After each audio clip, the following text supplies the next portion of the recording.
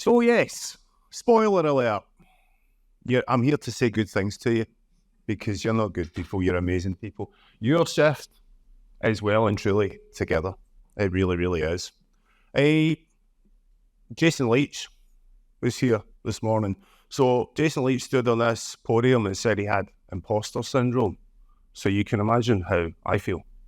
But what strikes me is the number of people who have also been speaking today who said at lunchtime that they too had imposter syndrome.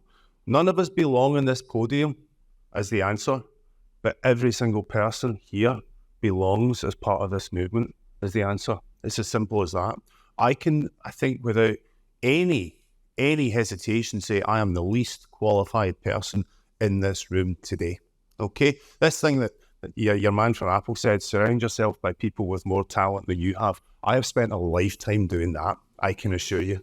I am Dr. James Kant, okay? I've got a PhD in Russian nuclear missiles. So if you're interested in Russian nuclear missiles, I'm your man, okay? Beyond that, I have some significant limitations. And many of you already know them. But let's just think, I want to reflect a wee bit on some of the things that have been spoken about today. Gownsy, you said one of the things we need to do is celebrate ourselves. We need to shout when things are good. And things in Scotland in so many ways are fantastic. You guys are streets ahead of so many other parts of the UK in terms of what you're doing and where you're looking at here. Jason Leach, you wouldn't get a Jason Leach coming to speak here in any other country. There's a couple of reasons for that. Firstly, there is no other Jason Leach. Okay? I sometimes watch the thick of it and I think, I know where they got Malcolm Tucker from. And Kylie and I know because Jason's got a very, very simple approach. We went in at one point when we both worked for BHF Scotland and we had this half hour set aside with Jason Leach and we had this cardiac plan. And about 2 minutes in, he looked at it, he said, is that the plan? Yeah, just fucking do it. That's it. And that's why Kylie now works in the Scottish Government. And that, yes, no, maybe so. And that is one of the real beauties here. You have somebody with that kind of gravitas and somebody with that kind of influence, and he will come here and he will spend his time with you. The other wonderful thing we have in Scotland is scale. Scotland was once described to me as by a health economist as the perfect nation upon which to do an experiment. Well, first of all, we're really, really good at being sick, okay? But also, if we look in terms of scale, we are the perfect size. 5 to 6 million is the perfect size. You've got enough scale, but it's still manageable. We also have the most perfect blend of urban and remote and rural. And that is why we're able to do things on a nationwide level in one room. And that's the beauty of Save a Life for Scotland. You have all these people who, they start as contacts, but very, very quickly they become friends. And we're able to do something on a Scotland-wide scale when we meet in one room together. And that's why somebody like Jason comes to meet us. So, let me tell you a story. For me, it's personal, it's professional, and it will be lifelong. So, Michael is my clinical director at RCUK. And the fact we have a paramedic as a clinical director is not an accident because I go on the basis if you can do stuff in the back of a wagon at 60, you have your shift together, okay? Michael spoke this morning. I've had some pretty wild nights out and I've woken up in some funny places. I've never woken up in Beirut, so you win that one there. Michael told us about the dangers of misinterpreting a picture. So I can see what you can see there. Okay, first of all, you can see that the last 30 years have not been kind on me, right? You can tell by my accent where I'm from. So you already have a stereotype looking at you. There's a wee Glasgow wifey with half a pint of Prosecco. Except she wasn't a wee Glasgow wifey. She was a wee Highland wifey. That was my mum, okay? But she wasn't a wee free, but it was kind of like that, okay? So she was TT until as a teenager I was able to just, take her in a different direction. Now my mum had her back turned as I opened. It was before Prosecco had been invented in the west of Scotland. It was Asti Spumante. That was her tickle.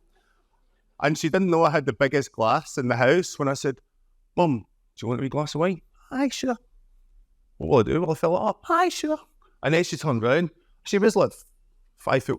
When you say you're 5'1.5" and you claim the half, you know you're wee. So the glass was about the same size. So she's got a quandary, okay? She's a retired teetotal Highlander, But her key phrase was always, never waste the mercies. So of course she drank it all, and she slept the best sleep of her entire life. Why am I telling you about my mum? Because 9 years ago in December, my dad called and said, we lost your mum. And I'm like, well, where is she? And she had died. She had died during the night. She'd been diagnosed with stage 4A lung cancer. It was inoperable.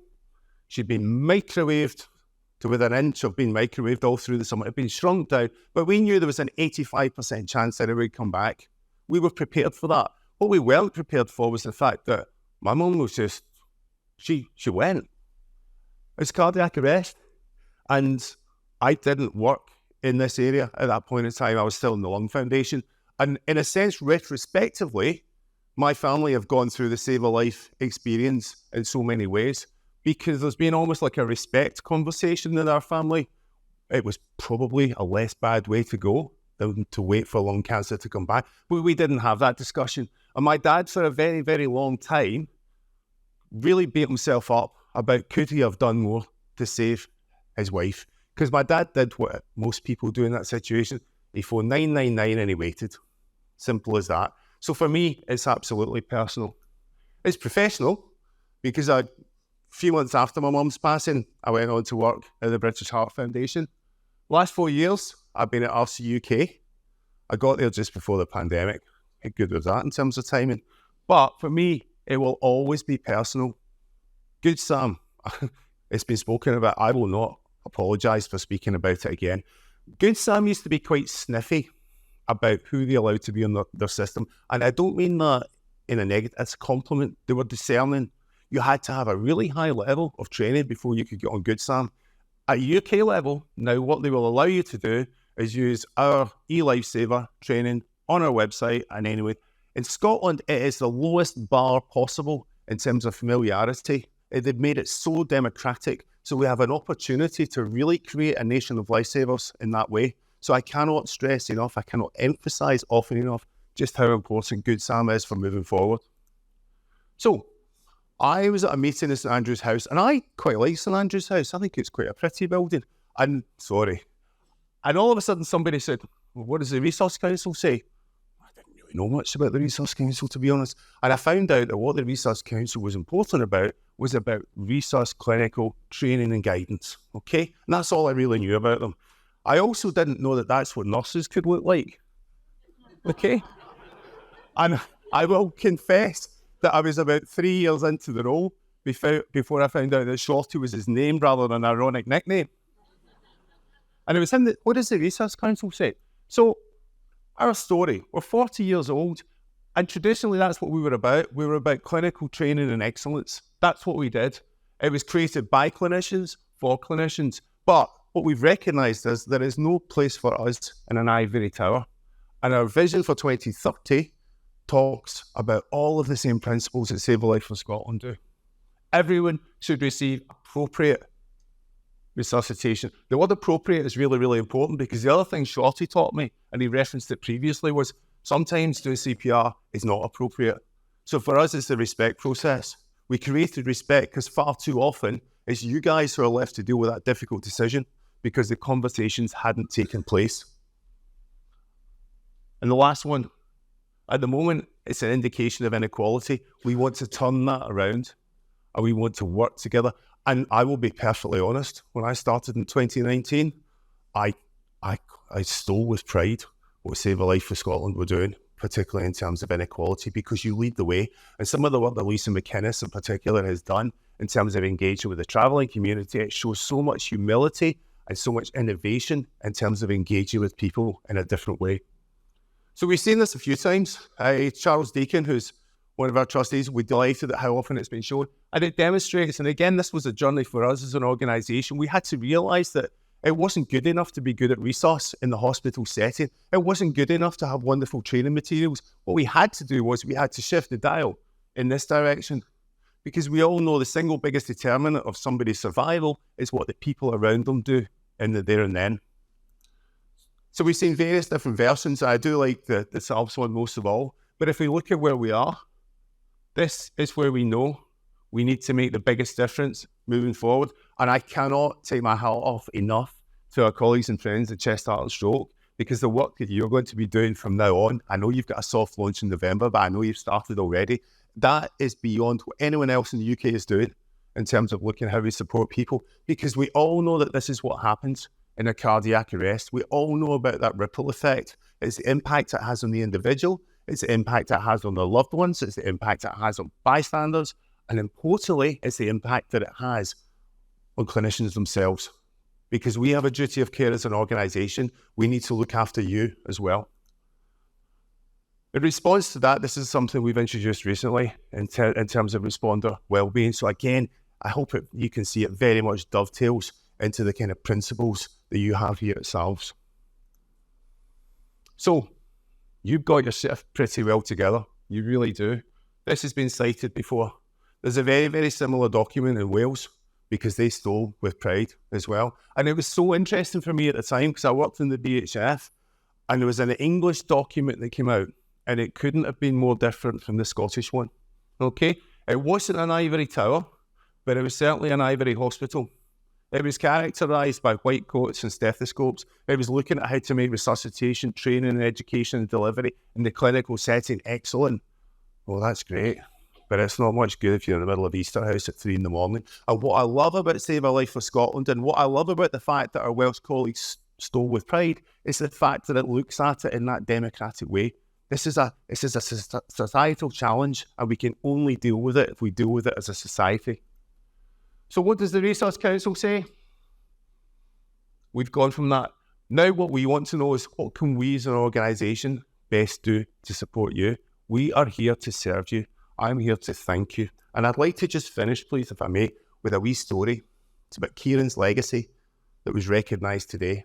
I now have a friend called McLean MacLeod.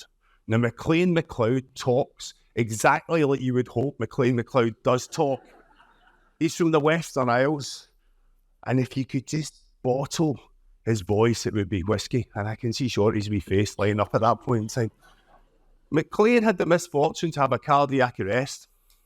He had the better fortune to have it while he was at the end of his rowing session with a team of fellow rowers, all of whom knew how to do CPR, who were big and strong, and cracked his ribs in the process, but did a fantastic job and went straight to the village hall, which was next door, and got the defib on him. And he's here to tell the tale. And it was one of Kieran's legacy defibs that saved his life. And Scotland is a wee place. We don't do 6 degrees of separation in Scotland. We don't do separation at all. So I got in touch. They were getting an award. I got in touch with Glasgow Uni.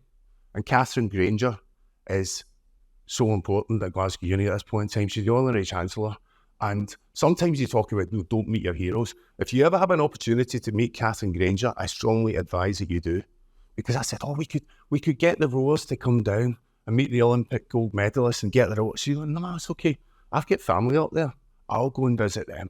So you can imagine, for a rowing club in Findhorn, Catherine Granger pitches up on a Sunday afternoon.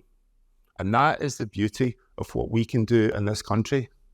Because all of these different chains in the chain of survival are coming round, and we all have a part to play. So James the person, and James the Resource Council, all I can say to you all is you do an incredible job. Your shift is so well and truly together, and you just carry on what you're doing, please. Thank you.